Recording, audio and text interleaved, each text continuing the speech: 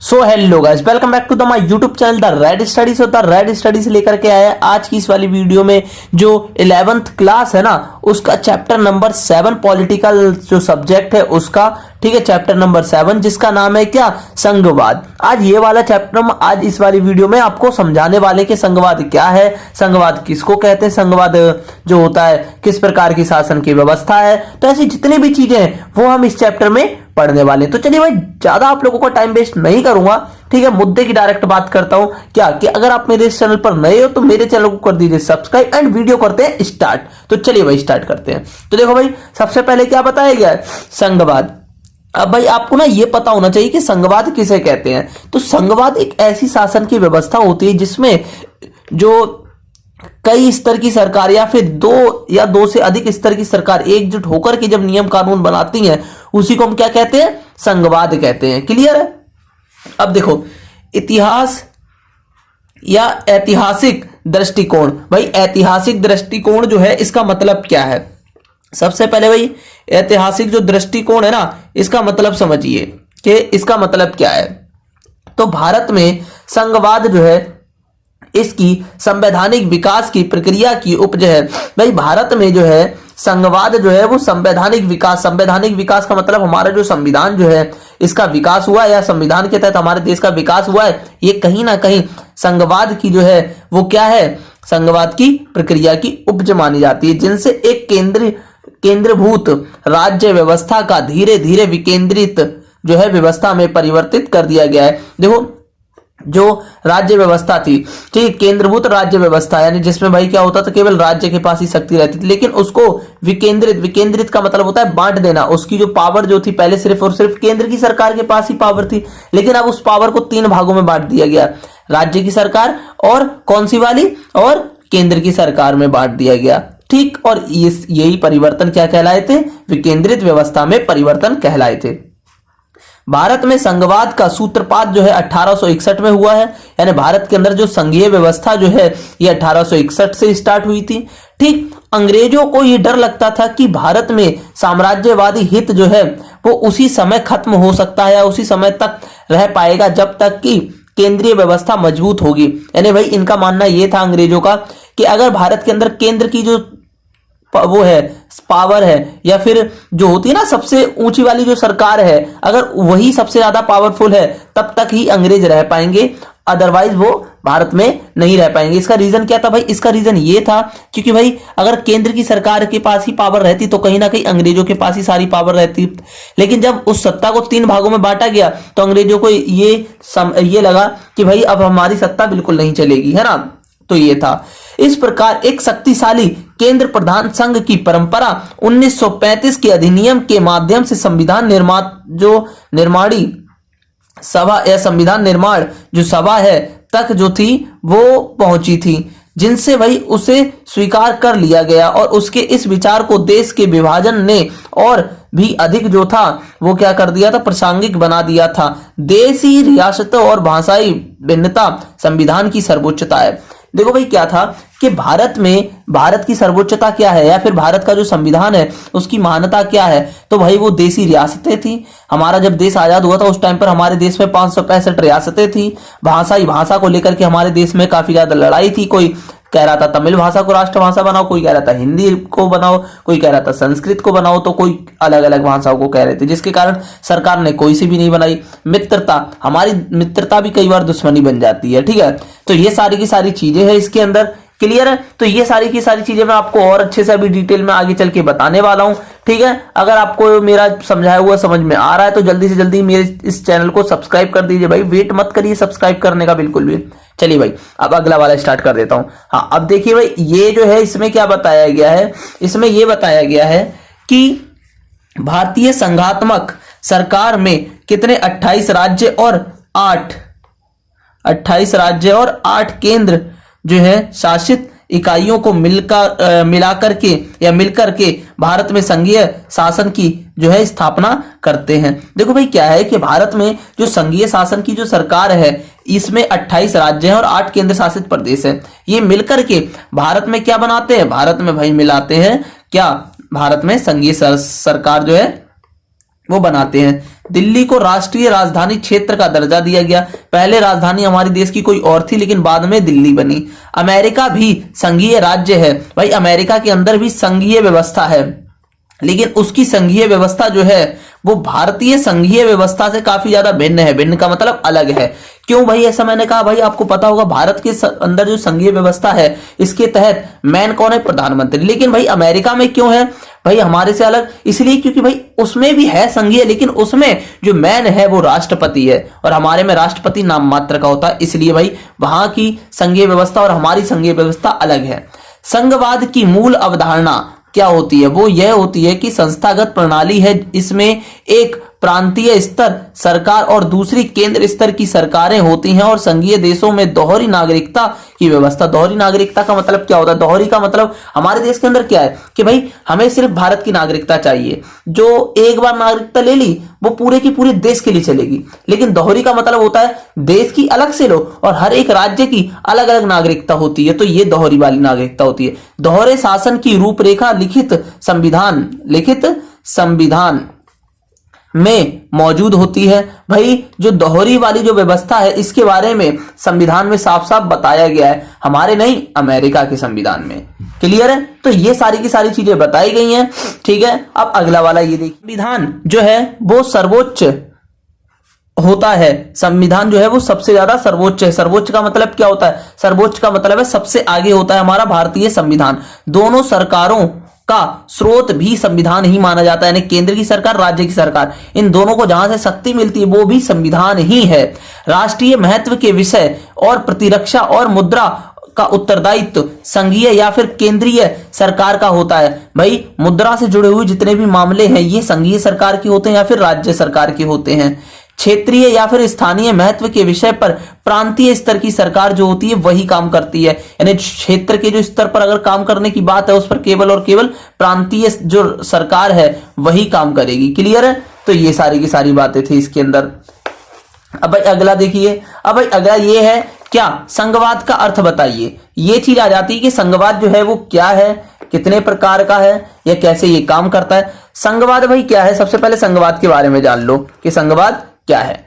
तो संघवाद साधारण शब्दों में कहें तो भाई संघवाद संगठित रहने का एक विचार है जिसको हम संघवाद कहते हैं। संघवाद का मतलब क्या होता है? संगठित रहना।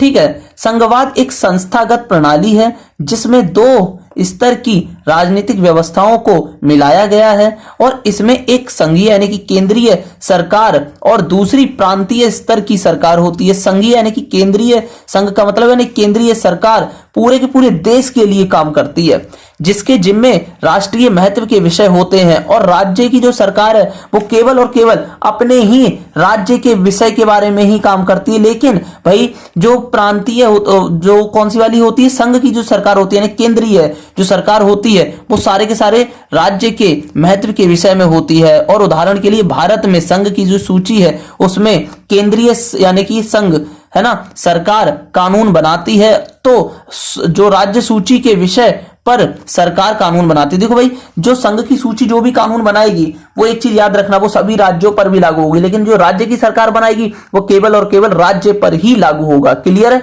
तो ये सारी की सारी बात थी। अगर आपको समझ में आ गया है तो आप मेरे चैनल को सब्सक्राइब कर दीजिए। वैसे तो आ ही गया होगा समझ में। तो चलिए अगले पेज पर चलते हैं। भारतीय संविधान में संघवाद। भाई भारतीय संविधान में संघवाद इसका मतलब क्या है?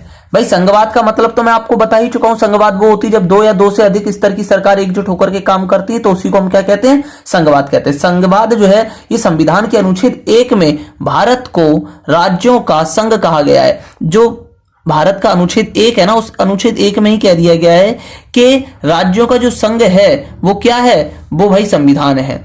भारत में जो संघवाद अपनाया गया है जिसके आधार पर राष्ट्रीय आंदोलन के दौरान आंदोलनकर्ताओं के द्वारा लिए उस फैसले का परिणाम है कि जब देश आजाद होगा तब विशाल भारत देश पर शासन करने के लिए शक्तियों को प्रांतीय और केंद्रीय सरकारों के बीच में बांटा जाएगा। देखो क्या हुआ था, जब देश हमारा आजाद हुआ था या आजादी से पहले लोग पता है क्या कर रहे थे भाई, जो लोग जिन्होंने संविधान के निर्माण में अहम भूमिका निभाई है ऐसे लोग, या जो लोग अंग्रेजी सरकार का विरोध कर रहे थे ऐसे लोगों ने भाई क्या किया था, उन्होंने भाई ये सपना पहले ही देखा था कि भाई हमारा भी एक संविधान होगा और उसी के तहत देश को चलाया जाएगा और प्रांत की सरकार और राज्य की सरकार अलग होगी और केंद्र की सरकार अलग होगी। तो ये बात जो है इसमें बताई गई है।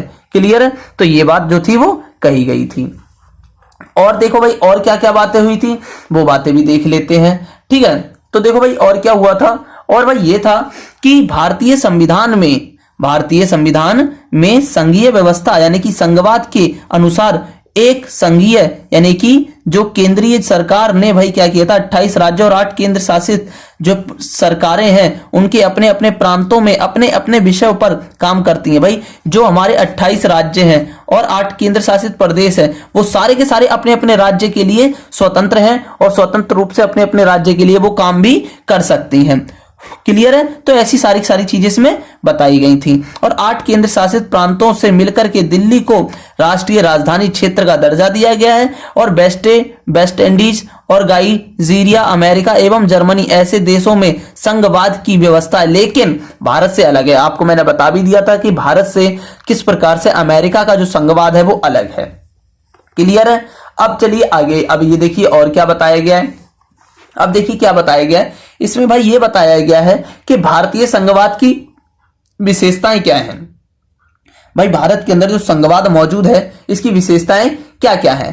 तो भारत में 2 स्तर, केंद्र और राज्य स्तर की क्या है सरकार, पहली विशेषता। दूसरी विशेषता हमारे देश में लिखित संविधान है। तीसरी विशेषता शक्तियों को बांटा गया है, संघ सूची, राज्य सूची और समवर्ती सूची में बांटा गया है और बाकी की अपशिष्ट जो है शक्तियों में बांट दिया गया है। और हमारे देश में स्वतंत्र न्यायपालिका है और संविधान की सर्वोच्चता यानी संविधान जो है वो सर्वोपरि है। ये बातें जो है वो कही गई हैं।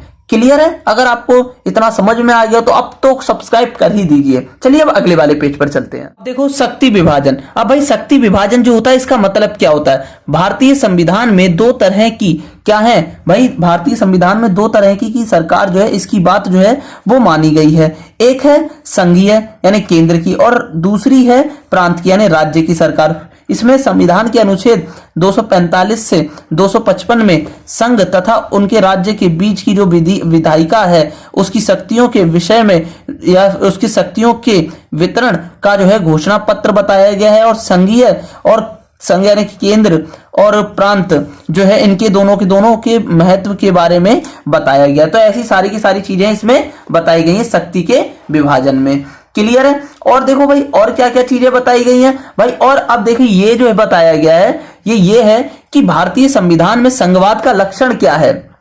तो देखो भाई भारतीय संविधान की सर्वोच्चता, भारत में कोई भी शक्ति संविधान के ऊपर नहीं है। भाई ये बात साफ साफ रखी गई है कि भारत के संविधान से ऊपर कोई भी शक्ति नहीं है। शक्तियों का विभाजन जो है वो 3 सूचियों के आधार पर किया गया है, संघ सूची, राज्य सूची, समवर्ती सूची। ठीक, संघ और राज्य जो है वो 67 तथा समवर्ती सूची 47 जो है वो विषय हैं इन दोनों के। यानी भाई संघ सूची राज्य सूची में 67 है और समवर्ती सूची में वो है 47। क्लियर है? तो इतने कुछ इसमें विषय के बारे में बताया गया है। और क्या है, स्वतंत्र सर्वोच्च न्यायालय है और संशोधन प्रणाली यह संघीय प्रक्रिया के अनुरूप है और 3 स्तर की सरकारें केंद्र और राज्य और स्थानीय ये बताई गई हैं। ठीक है, तो ऐसी चीजें जो है इसके अंदर बताई गई हैं। अब देखिए भाई और क्या है। अब भाई देखिए भारतीय जो संविधान है इसमें एकात्मक के लक्षण क्या है। एकात्मक के यानी कि भारतीय संविधान में एकात्मक के लक्षण क्या है। पहला भाई इसमें यह है कि शहरी नागरिकता हमारे देश में है। ठीक, शक्ति विभाजन में संघ और केंद्र जो है इसमें बताया गया, लेकिन केंद्र की जो सरकार है ये ज्यादा ताकतवर है।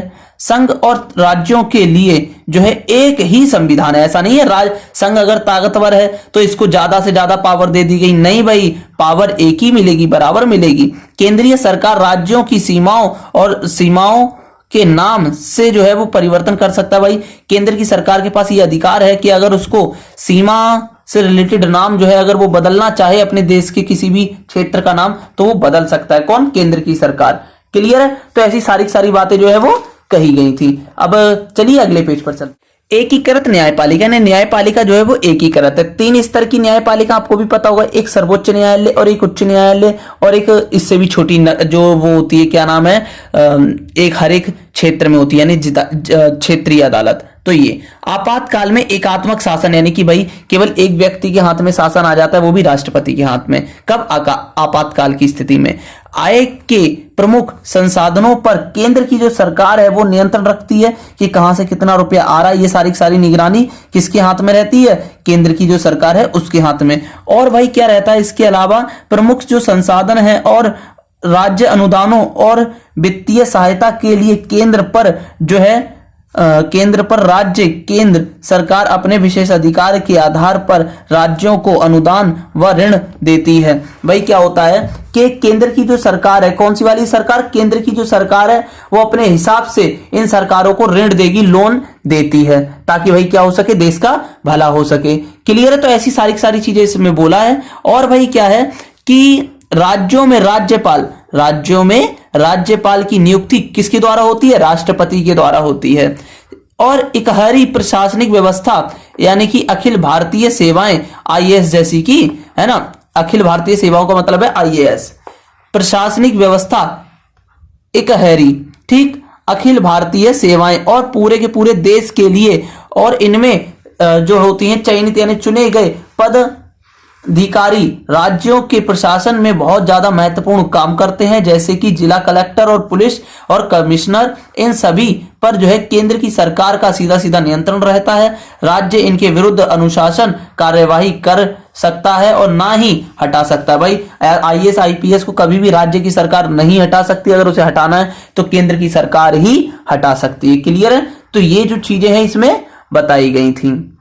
मैं उम्मीद करता हूं मैं जो चीजें आपको बता रहा हूं वो आपको समझ में आ रही होगी। ठीक है। अब देखिए भाई, अब क्या है आगे। अब भाई देश के किसी क्षेत्र में सैनिक शासन लागू हो तो संसद की इस बात का अधिकार देती है कि ऐसी स्थिति में राज्य के किसी अधिकारी के द्वारा शांति व्यवस्था बनाए रखने या फिर बहाली पर जो है कानून जो है वो जायज करार दे सके। भाई देखो क्या हो कि अगर राज्य के अंदर दंगे फसाद हो रहे हैं तो उस दंगे को रोकने के लिए राज्य की सरकार जो है उसको कुछ अधिकार दिए गए हैं, जिसकी वजह से वो शांति व्यवस्था स्थापित कर सकती है। क्लियर है। तो ऐसी सारी चीजें हैं और इसी के अनुसार सशस्त्र बल विशिष्ट शक्ति अधिनियम बनाया गया। इसीलिए सशस्त्र विद्रोह, सशस्त्र आंदोलन या फिर जो सशस्त्र जो होता है बल, इसके अधिकार जो है, सशस्त्र बल का मतलब होता है जो सेना जो है यानी आर्मी जो है वो कहीं ना कहीं राज्य की सरकार को भी दी गई है, जिससे भाई वो क्या कर सकती है, शांति स्थापित कर सकती है वक्त आने पर। क्लियर है। तो ऐसी सारी चीजें इसमें बताई गई थी। अब अगला ये जो टॉपिक है ये वाला, संघ में सशक्त केंद्रीय सरकार क्यों जरूरी है, तो ये वाला जो टॉपिक है ये मैं नेक्स्ट क्लास से यानी नेक्स्ट वीडियो जब मैं बनाऊंगा तो उसमें अपलोड करूंगा। क्लियर है। तो अभी के लिए भाई अगर आपको इतना मेरा जितना ही मैंने बताया है अगर ये समझ में आया हो तो मेरे चैनल को सब्सक्राइब जरूर करें। क्लियर है। मिलते हैं आपसे ऐसी एक प्यारी सी वीडियो में। जय श्री राम।